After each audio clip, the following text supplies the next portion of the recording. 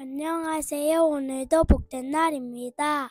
오늘은 창세기 9장 18절에서 29절 말씀을 살펴보겠습니다. 우리는 큰 시험을 치르고 난 뒤 혹은 간절히 기도하던 문제가 해결된 직후에 오히려 무너지는 경험을 하곤 합니다.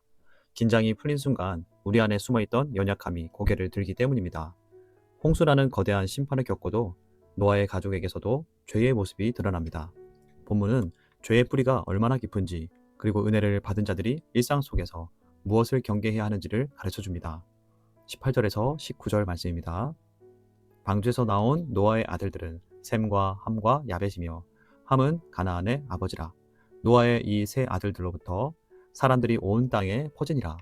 노아의 세 아들 셈, 함, 야벳이 등장하고 함은 가나안의 아버지라는 정보가 갑자기 강조됩니다. 앞으로 가나안 땅에 들어갈 이스라엘 백성들에게는 단순한 족보 정보가 아닙니다. 그 땅의 문화와 전쟁이 이 족보와 연결되기 때문입니다.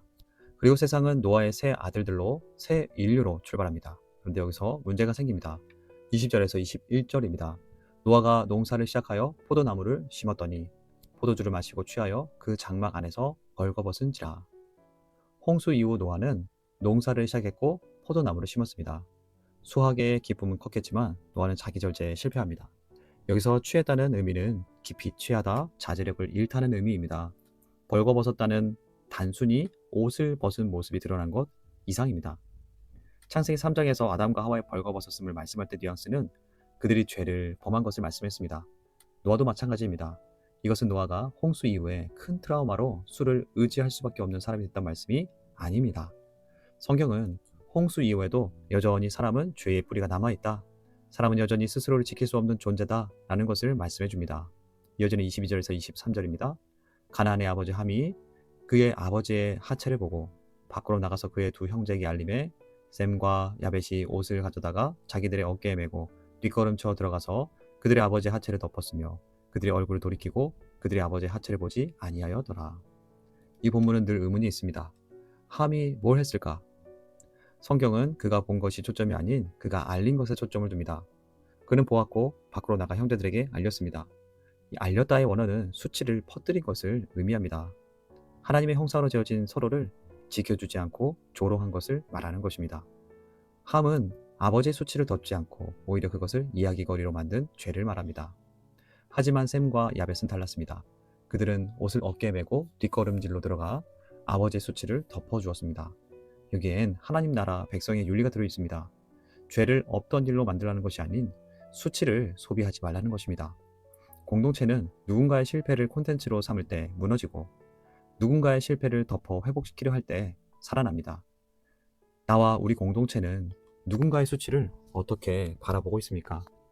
살리는 공동체로 움직이고 있습니까? 아니면 무너뜨리는 공동체로 움직이고 있습니까?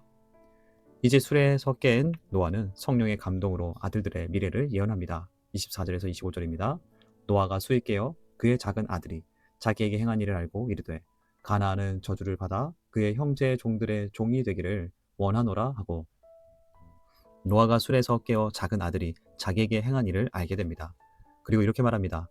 가나안은 저주를 받아 종들의 종이 되기를 원하노라. 함이 잘못했는데 왜 가나안이 저주를 받게 될까요?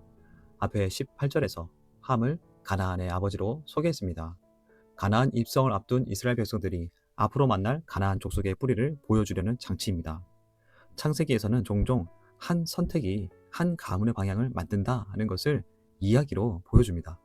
이렇게 함의 아들 가나안이 저주를 받은 것은 단순히 함의 행동 때문만은 아닙니다. 그 행동에 담긴 함의 불신앙적이고 회륜적인 태도가 문제였습니다. 하나님은 그 태도가 훗날 가나안 족속의 문화적 뿌리가 될 것을 보신 것입니다.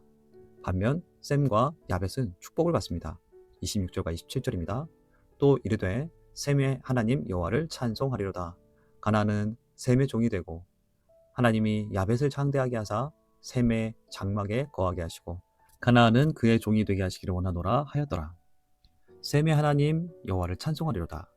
셈의 족보를 통해 아담으로부터 예수님에게 이르는 구원의 족보가 이어질 것을 암시합니다. 야벳을 창대하게 하사 셈의 장막에 거하게 하시며, 창세기 10장에 나올 족보를 보게 되면 야벳의 후손들은 주로 이스라엘 밖에 거주하며 이방 민족들로 살아갑니다. 하나님은 야벳의 후손들을 잊지 않으시고 셈의 후손인 예수 그리스도 안으로 들어오게 할 것을 말씀한 것입니다. 이는 이방인의 사도로 부름받은 사도 바울을 통해 그리고 핍박으로 흩어진 초대교회 성도들을 통해 이루어지게 됩니다. 몇천 년 전의 약속이지만 하나님은 이루십니다. 노아는 이후 350년을 더 살고 950세로 죽습니다. 노아도 죽었더라로 마칩니다. 성경은 노아의 영웅담을 기록한 책이 아닙니다. 성경은 노아라는 인물을 등장시키며 사람이 죄인이라는 것을 알려줍니다. 노아 이후에도 죄는 남아있다. 그러므로 더 근본적인 구원이 필요하다는 것을 말합니다. 그래서 성경의 큰 흐름은 방주에서 끝나지 않고 십자가로 나아갑니다. 말씀을 정리합니다. 홍수 이후에도 인간이 완벽해지지 않는 현실을 보여줍니다. 당대의 의인이었던 노아도 무너질 수 있음을 말씀합니다. 함은 수치를 덮지 않고 퍼뜨렸습니다. 그의 죄성은 후손들인 가나안 백성들에게까지 이어집니다. 하지만 셈과 야벳은 수치를 덮었습니다. 하나님은 죄인인 사람을 구원하시기 위한 계획을 셈을 통해 이어가십니다. 그리고 야벳의 후손들인 이방에게까지 계획하십니다. 하나님은 가나안 땅의 입성적인 1차 독자들에게 말씀하십니다. 가나안 백성들은 하나님의 율법이 없습니다. 자신이 기준이 되어 죄를 따라 삽니다. 그들의 문화는 이스라엘에게 돌아오게 될 것입니다.